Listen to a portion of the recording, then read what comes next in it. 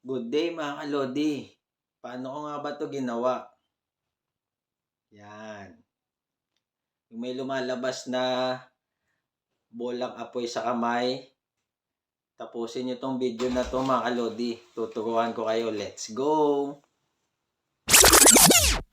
Inopen ko na yung video mga kalodi. Yan. Active lang tayong ganyan, no? Parang may lumalabas na bolang, may apoy. Tapos tinapon. Let's go!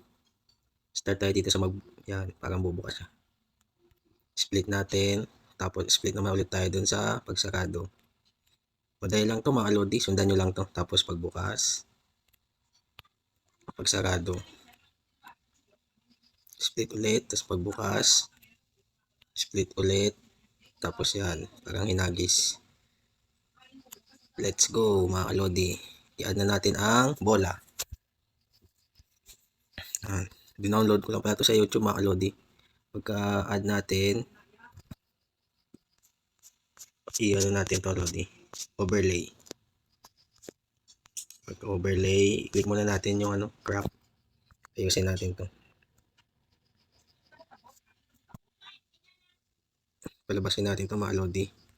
Yan, pag lumabas na yan, split natin sa kaliwa, delete.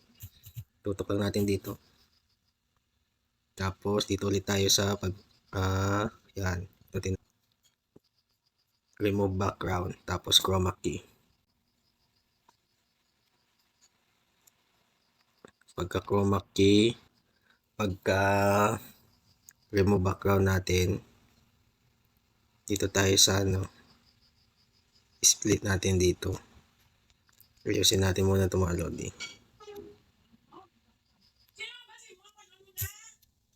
Yan, pwesto natin dyan.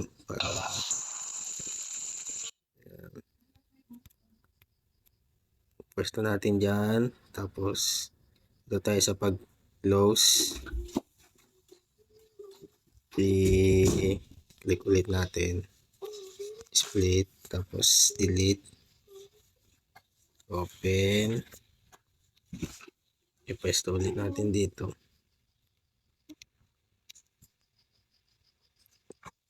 Close. Split. Dito ulit sa open. Close, split, tapos delete. Yan, parang ibabato. Parang ibabato na sa mga lodi. Lagyan natin ng keyframe.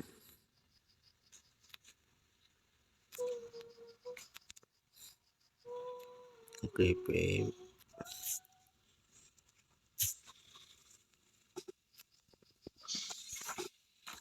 Tapos split na natin. Tapos dito sa kaliwa, delete.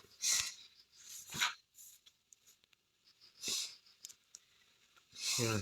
Tapos Ultra HD. Okay na yung mga lodi. Ultra HD. So may export.